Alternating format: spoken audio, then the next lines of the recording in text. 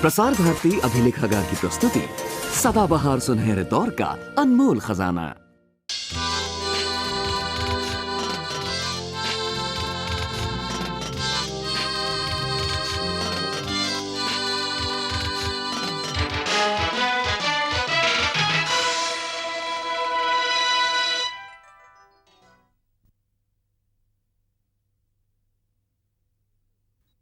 Through a brilliant use of words and symbols, they managed to identify that brilliant source of light as the sun, the greens as the tree and the grass, and so on and so forth.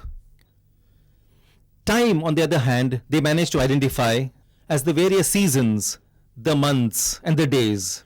When they wanted to communicate the idea behind these symbolisms to people who could not understand, these ideas had to be presented through an audiovisual representation of the time and space around them. So the primitive hunters drew out their battle with the bisons and horses on the cave walls and accompanied them to various sounds and cries.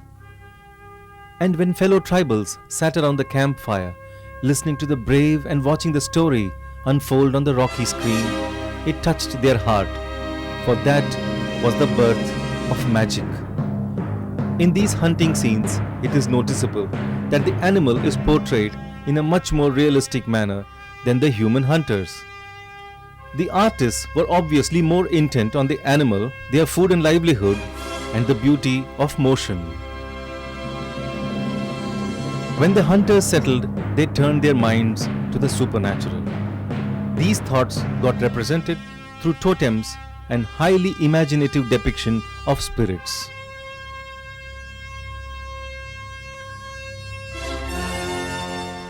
So what bothered him was how to communicate his ideas and especially his feelings. You don't get full satisfaction unless you share your thoughts and feelings with somebody else. So he was trying to grab with this idea, and of course it was through gestures and things like that when the other person was available. But when the person was not there, but suppose he got some brilliant idea or something like that, still he wanted to share, what he had to do is he has to record it somewhere. So he needed a medium, and the medium available at that time was stone. So what he did was put his thoughts in the form of drawings, what we call the cave drawings, and some of the drawings which he did at that time we know is the drawings which he took from his own personal experience, that is of hunting. And hunting is the bison, and he had to put his idea of a running bison, because naturally when he started drawing it, he thought, okay, 4 legs, and he couldn't get the concept of movement, that is the running. And so what he did, as wonderful imagination, he drew a 6-legged bison. Instead of 4 legs, he put 6 legs. So it is not natural, because you cannot come across a bison of 6 legs. So what he was trying to put across is the concept of motion or movement, which he wanted to say, I want to show a running animal, a running bison. So in a sense, the concept of cinema, which is motion, was there in the mind of the primitive man itself. So I would say cinema is, in a sense, as old as civilization. Centuries later, the world of audiovisual presentation keeps growing more and more sophisticated, as we see it in Egypt, in the form of those wonderful hieroglyphs, as illustrated on the walls of the pyramids. The Patkathas of Rajasthan said stories of the valorous and how good always triumphed over evil.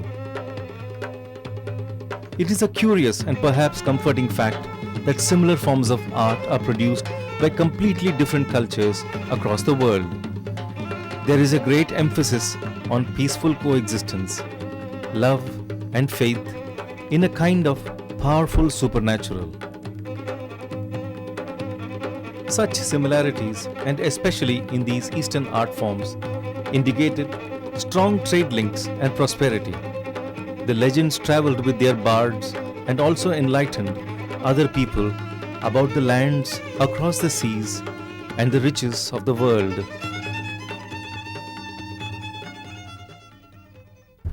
Tempted by the tales of the riches of the East, far away in Europe, there was a growing need to go out and colonize the East. But how could they go out into those uncharted seas and reach India? This problem was sorted out by the development of the telescope and the unique brain of the cartographer. Together, they devised the most accurate maps that Europe had ever seen. And so with these people, colonialism began in a big way, while at the same time, realism and the laws of perspective were also established. The perspective maps that helped them to colonize other continents had its immediate impact on architecture and paintings. Coming to think of it, all this was possible because of the invention of the lens. The lens was an essential part of the telescope. The lens also helped in devising the camera obscura or the pinhole camera. The camera obscura was used extensively by the artists of the Renaissance in order to help them capture their subjects perfectly. The depth of field is so precise here that it looks almost real. Recording reality of gods, nature and mankind on the same plane brought forth a new meaning to modern man's relation to his universe.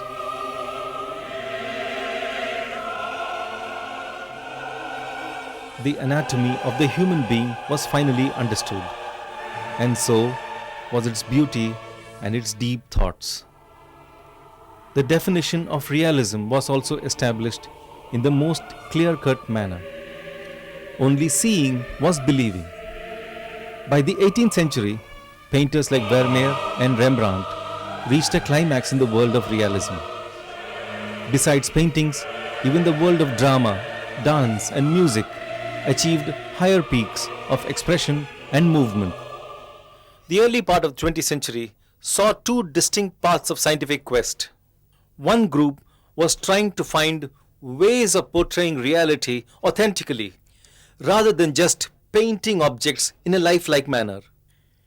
Another group was trying to capture movement, be it physiological or psychological.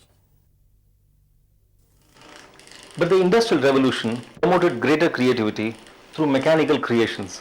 And in the city of London, Dr. John Paris came up with his thaumatrope, a disc with two different pictures on either side, which, when swirled around, would create the image that they were superimposed on each other.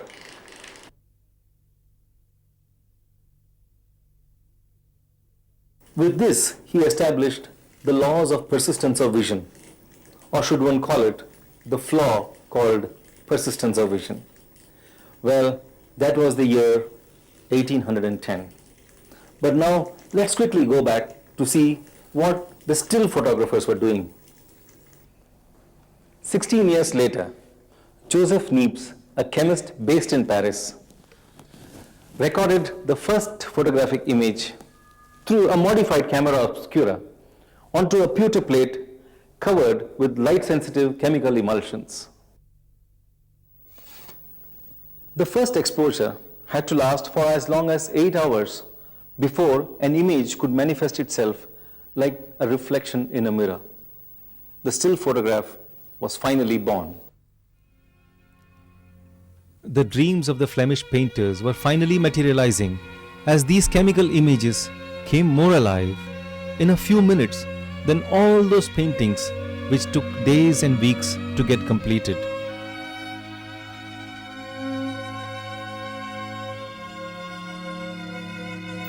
For the first time, an image of the world is formed automatically without the physical intervention of man.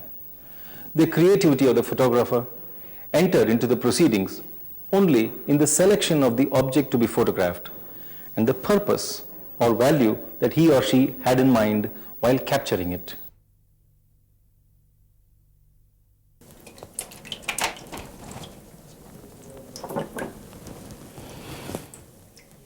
The final image is at last independent of man.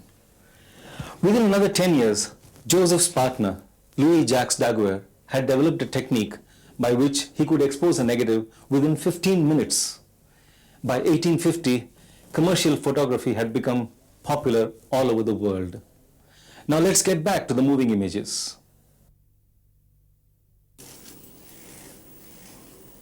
On the other hand, by 1877, several contraptions came up in the market which would simulate movement through a series of flips, the most prominent among them being the zoetrope and the phenakistoscope. What you are now watching is the fundamental conflict behind the evolution of cinema, and that is to create motion. The essential ingredient was the static frame. Motion versus static. This meant in mechanical terms to create an instrument which could move continuously and also in an intermittent manner. This praxiscope set up a series of mirrors on the sides of a polygonal drum. Rotated at the right speed in an anti-clockwise direction, the horse and the rider would be seen as if in a continuous motion.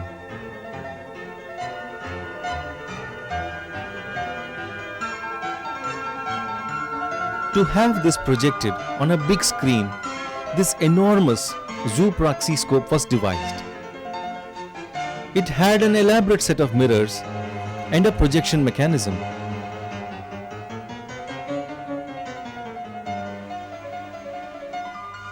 The comic book was slowly but finally coming alive.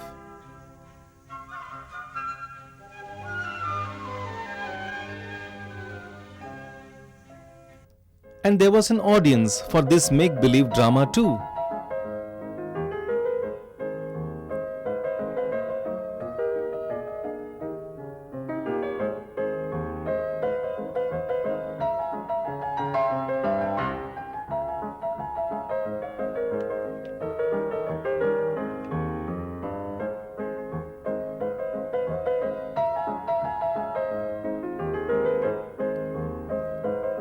In 1877, the renowned photographer Edward Muybridge was given the task of photographing a horse in motion. The experiment was to find out whether a horse lifted all its four hooves off the ground while galloping. So he set up 24 cameras in a row and let the horse gallop in front of the row. What he captured was a series of still images like the frames in a motion picture film. He then trained his series of cameras on many other subjects. But what was now necessary was a single camera device which could photograph a series of still images. And it was the French physiologist Etienne Jules Marie who recorded the first photographic series of live action. Marie's contraption was called the chronophotographic gun, as it was shaped like a giant rifle. Every time he pulled the trigger, 12 instantaneous photographs were taken per second on a rotating glass plate. In 1887, George Eastman, an American entrepreneur, patented the celluloid roll film for sale and to be used along with his mass-produced Kodak pinhole cameras. And by putting together the important points of all the above inventions, the super inventor of them all, Thomas Alva Edison, invented the kinetograph in 1889. The first picture camera to capture motion was finally ready.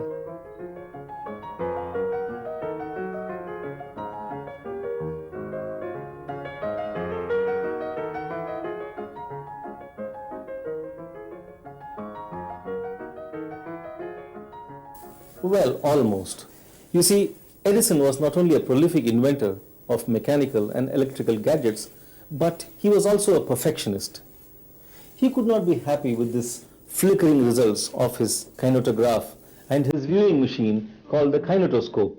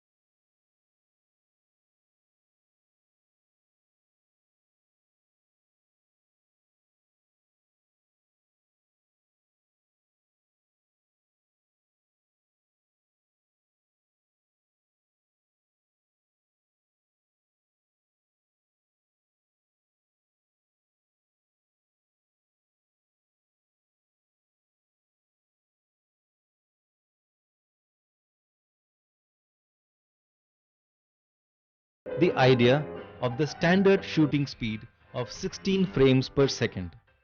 This ensured an almost flicker-free image on the screen.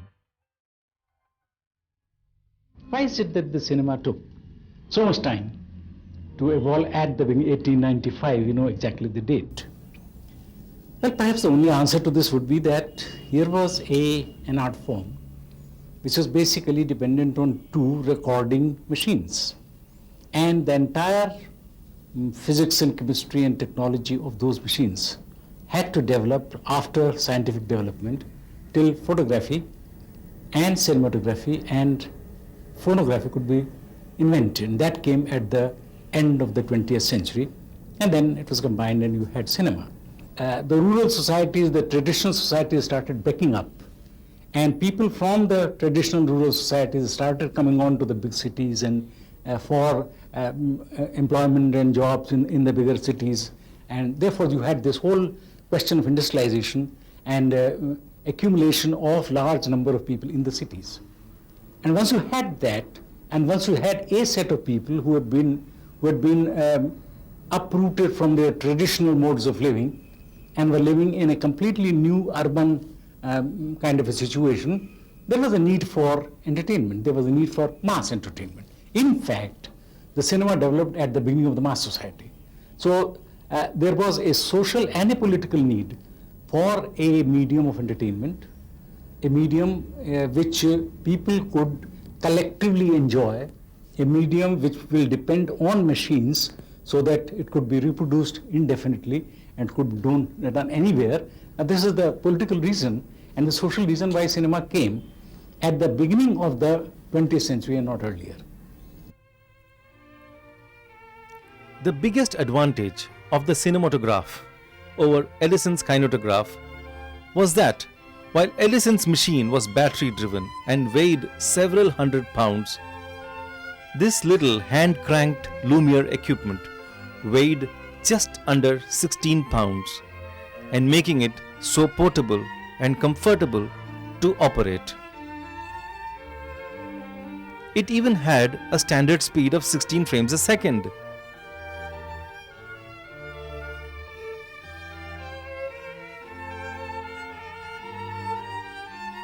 As you can see here, the Lumiere brothers could set up their equipment in just about any place they wanted.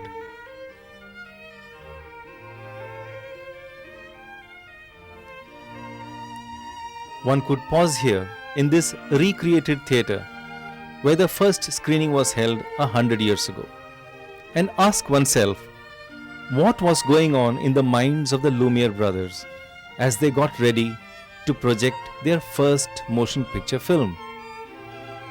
Through their writings, we have come to know that they really did not believe that this little toy, which they affectionately called the cinematograph, could ever make an impact on the world.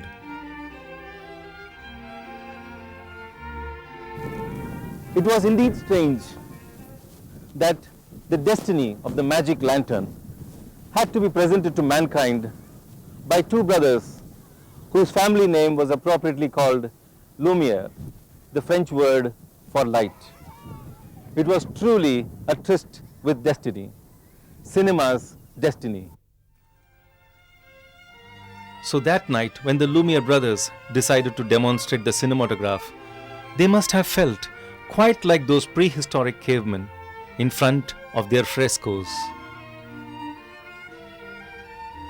The insatiable quest of mankind, from the caveman to the industrial entrepreneur, seems to have found with the Lumiere brothers a logical verisimilitude.